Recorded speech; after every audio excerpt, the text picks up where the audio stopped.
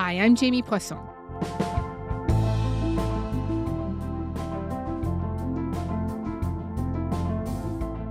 After Donald Trump was elected in 2016, historian Timothy Snyder wrote a long post on Facebook. Here's how it started. Americans are no wiser than the Europeans who saw democracy yield to fascism, Nazism, or communism. Our one advantage is that we might learn from their experience. Snyder went on to share 20 lessons about authoritarianism from the 20th century. That post, which went completely viral, laid the groundwork for his 2017 book on tyranny. Fast forward to 2024, a month away from the start of Trump's second term in office, Snyder's warnings about authoritarianism, like do not obey in advance and defend institutions, are being amplified once again. It felt fitting, as we look ahead to the next 4 years of the Trump presidency, to have Timothy Snyder back on the show. He also has a new book out. It's called On Freedom. It's a deep exploration of what freedom is, drawing from the work of philosophers, political dissidents, and contemporary thinkers.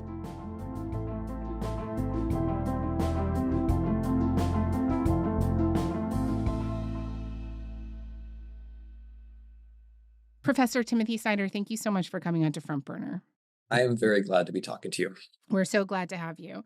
So you made the point in a piece for The New Yorker responding to the recent election of Donald Trump that Trump, quote, has always been a presence, not an absence, the presence of fascism. And I wonder if you could elaborate for me on what you mean by that.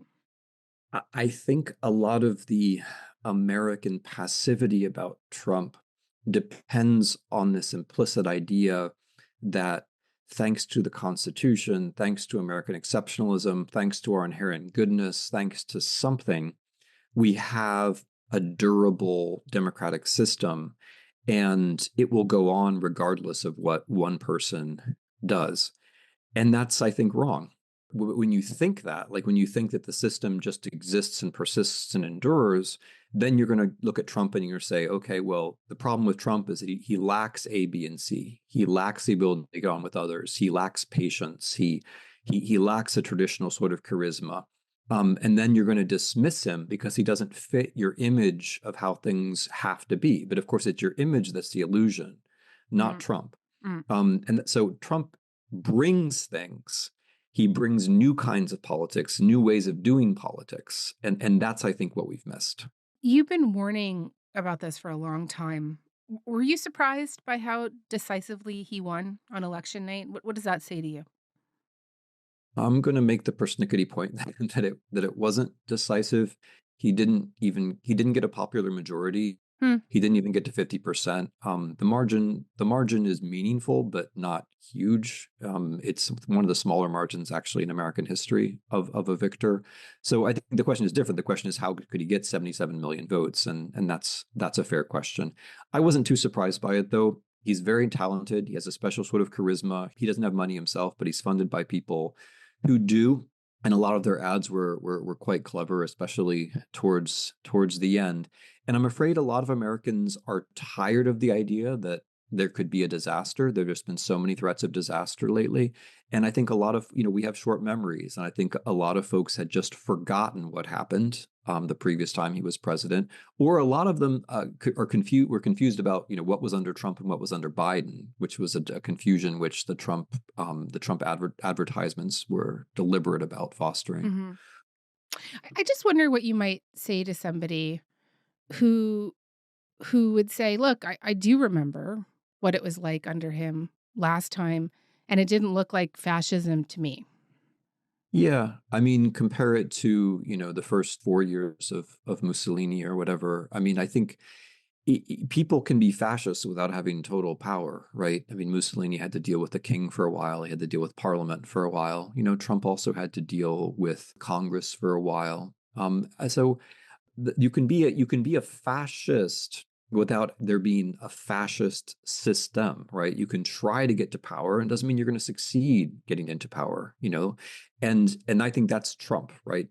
But the most meaningful part of Trump from the first time, which I don't think people necessarily remember, is all the lying.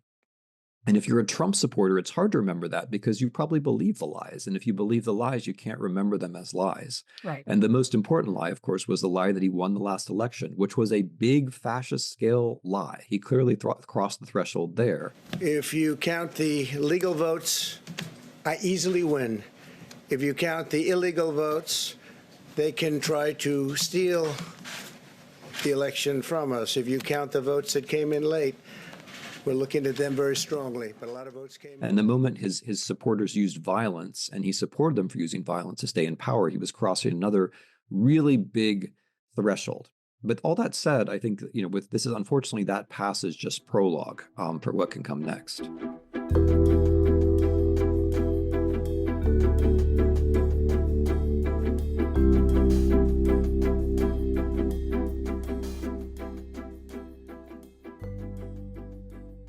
What do you think is different this time around? Yeah, well, one thing which is definitely different is that people are worn out. The people who would be opposing him are worn out, and they need some different kind of scheme, because the previous scheme was that this is an exception, it's going to pass. A second thing which is different is that in 2016, there wasn't a big lie about how Trump was denied, continuous power by a conspiracy. And now there is such a big lie, and a lot of people believe it. And he's vetting his own cabinet appointments on the willingness of people to continue to spread that lie. And he's promising to persecute people who have simply told the truth about what happened in a presidential election.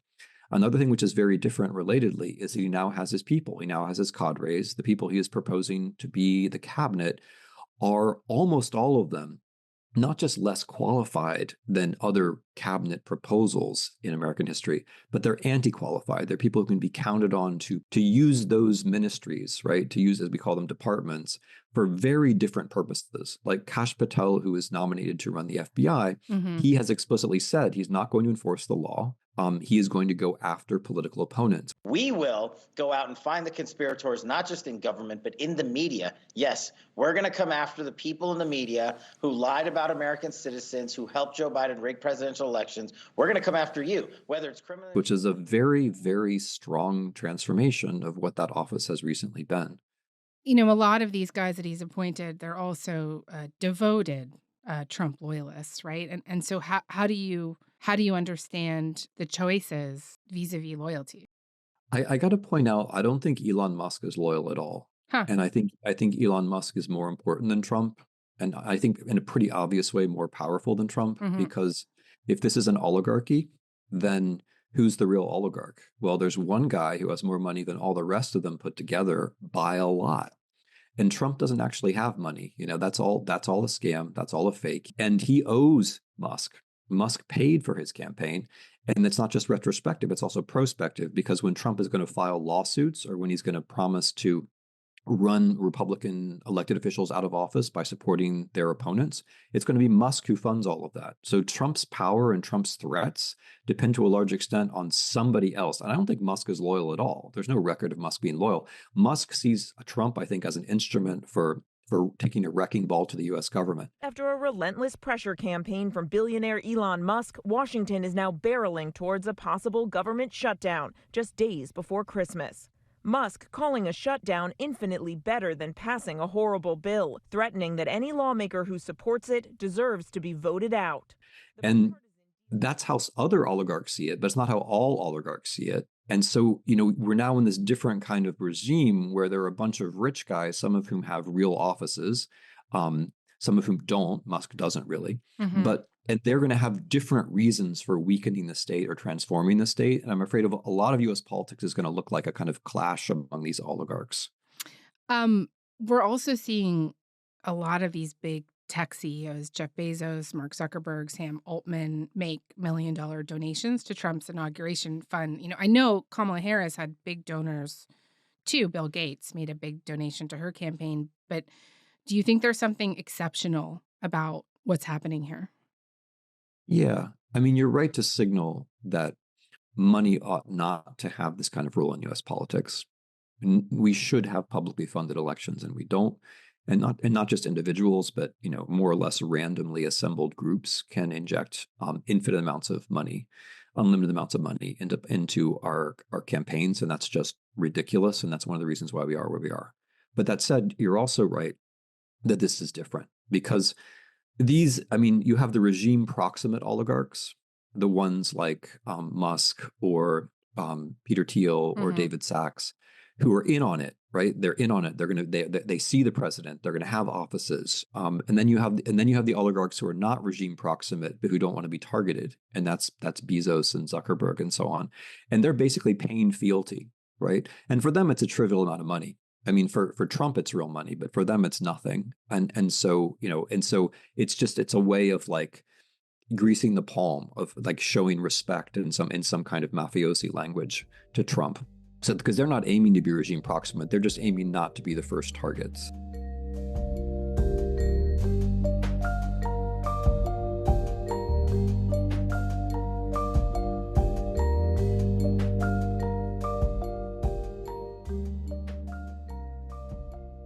Related to that, when Bezos made the decision to pull the presidential endorsement that the Washington Post had written endorsing Kamala Harris, I saw a lot of people come back to one of your lessons on tyranny: do not obey in advance. And since then, how are we seeing people obey in advance here? I mean, let me just take a tiny step back if I can and try to explain the lesson, because the way that like people who live in democracies and watch movies, will tend to think that the way authoritarianism comes is because a lot of guys show up with weapons, wearing, black shiny boots and uniforms, and suddenly everything changes and there's a dictator who can do everything. And that's not how it works. I mean, there are coups, there are people in uniforms, that all matters, but most of the power is still in the people, and people choose to give it away. And they choose to give it away because they look around, they see other people giving it away. And that's why you need the lesson, don't obey in advance, because Trump and Musk, however powerful they are, they need you to think about what they want, because they can't actually issue orders to everyone. They can't think of everything. They need you to fill in the gap. And that's why you shouldn't obey in advance. And it's going to be tense. This is important because despite Ayn Rand and despite the way that Americans want to lionize their oligarchs, you can't actually expect the billionaires to be the courageous people. They're not. Not obeying in advance means precisely not doing what everybody else is doing, including what all the people with money are doing.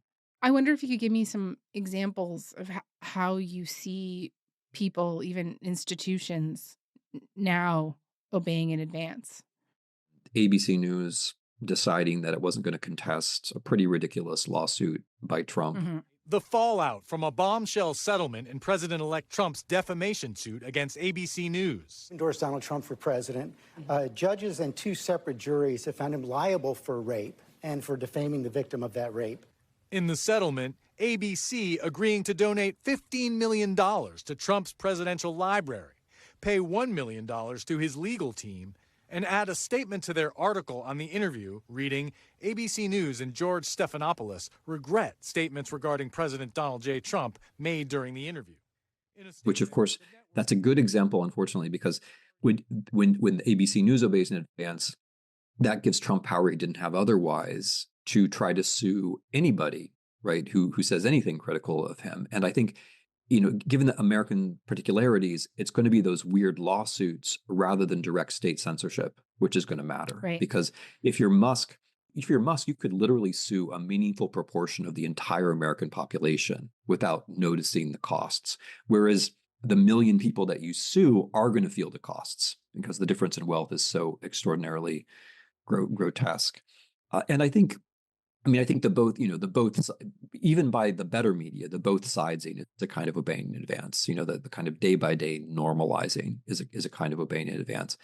And there's a real desire. I mean, I don't think it's going to last. There's a real desire right now for this to be normal because people just feel battered, even the people who are opposed to Trump. And I think I think the real test is going to be a few months down the line when some of this stuff he's threatening to do actually happens, and then we'll see another decision point about obeying in advance or not.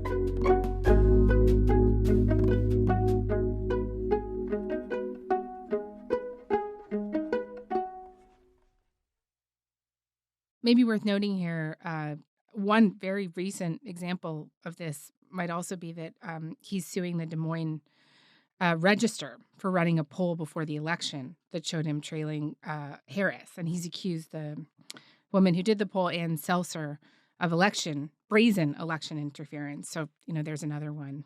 Yeah, that's important. And it goes, another lesson of On Tyranny is believe in truth. Another one is investigate. This goes pretty deep into like the history of Stalinism, because it's not election interference to take a poll and to publish it. That's obvious. But this is all part of something deeper, which is Trump trying to force into the public mind the idea that he can never lose an election. And that's related to his claim that he won the 2020 election. So the public version is going to be Trump is a hero. Trump can never lose. Trump always has the support of everybody, right? And if you contest that, even the most minor way, then you're going to be targeted. That's the message of all of this. And it's not just the repression or the attempt to repress and deter an individual member of the press. It's the attempt to deter all the press, but it's even more than that. It's not just deterrence. It's the attempt to create and to force into the public mind a big lie. And if everybody gets used to that, if we normalize that, then other big lies come down the line. And that's a way that politics are transformed in the direction of fascism. Just sticking with this concept of truth, I know in your new book on freedom, you talk about these 5 forms of freedom that help create free individuals in society. And one of them is factuality. And you describe it, I really loved this, as the grip on the world that allows us to change it. And looking to history, I wonder if you could just tell me a bit more about how these liberties with the truth evolve, and what we could see in the next 4 years. Yeah, I think it's important just to stress as a matter of practice why facts matter so much. Facts allow us to agree with one another, even when our values are different. And so then there's an overlap that can be constructive in terms of policy. Facts allow a judiciary to function, because without findings of fact, you can't have findings of law. Facts are the last defense of a citizen against wealth and power, because if there are no facts, or if we don't believe in truth, then it doesn't matter if you take a stand, and if we take the position that facts don't matter, there's no truth, then it's always going to be spectacle, which is what we see now, right? Like Musk and Trump pretty much think they can say anything and get away with it, because the philosophy that everything is just an opinion aligns so well with the bullhorns that they have in their social media. So historically, in the 20th century, when people try to change regimes, they first try to change regimes of knowledge. And that's not new. That's to be expected. And if you're in Canada or you're in some other democracy, one of the things you should be thinking is, it may not seem glamorous, but do we still have local news? Do we still have people covering the things that matter to people in their everyday lives? Because it's when you start to lose that, people start to lose confidence in factuality generally, and then that has pretty immediate political consequences. Yeah.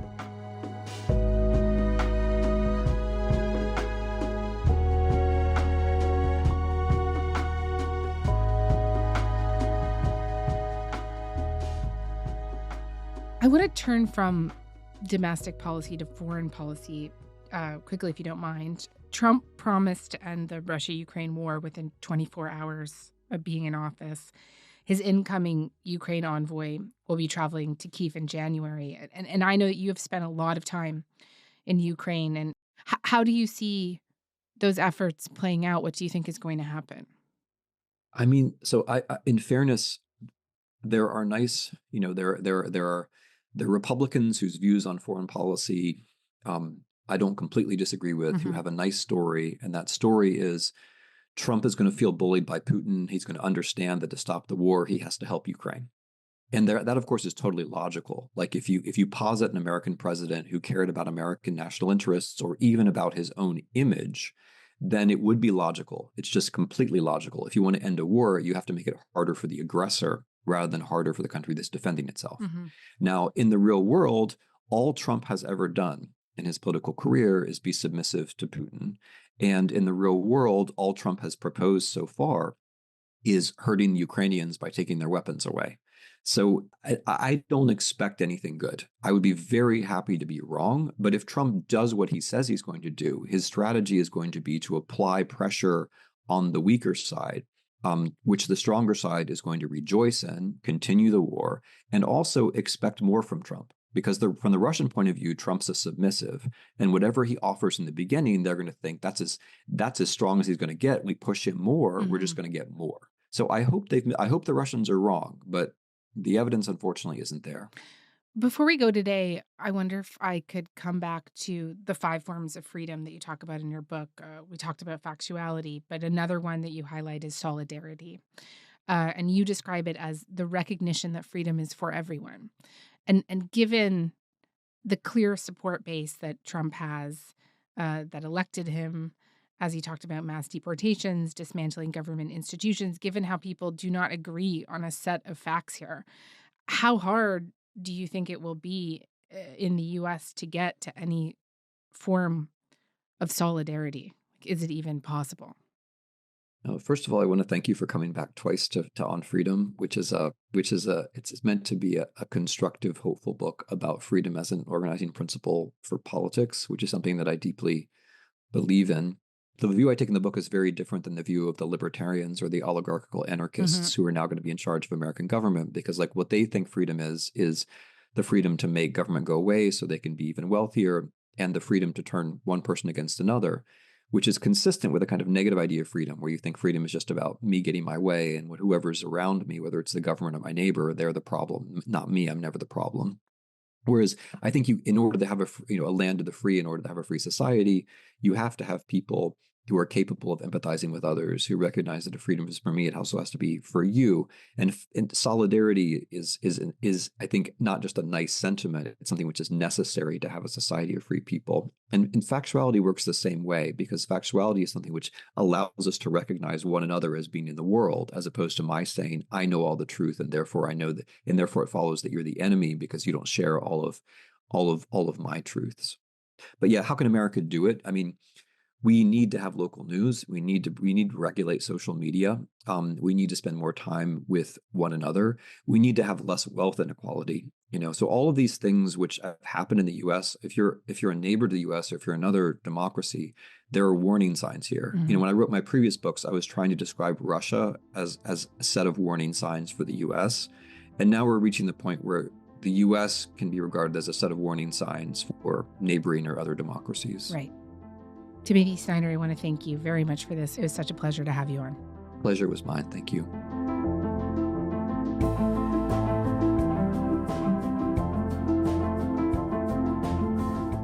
That is all for this week. Front Burner was produced this week by Joytha Shen-Gupta, Kieran Oudshorn, Matt Omha, Laura Donnelly, and Mackenzie Cameron.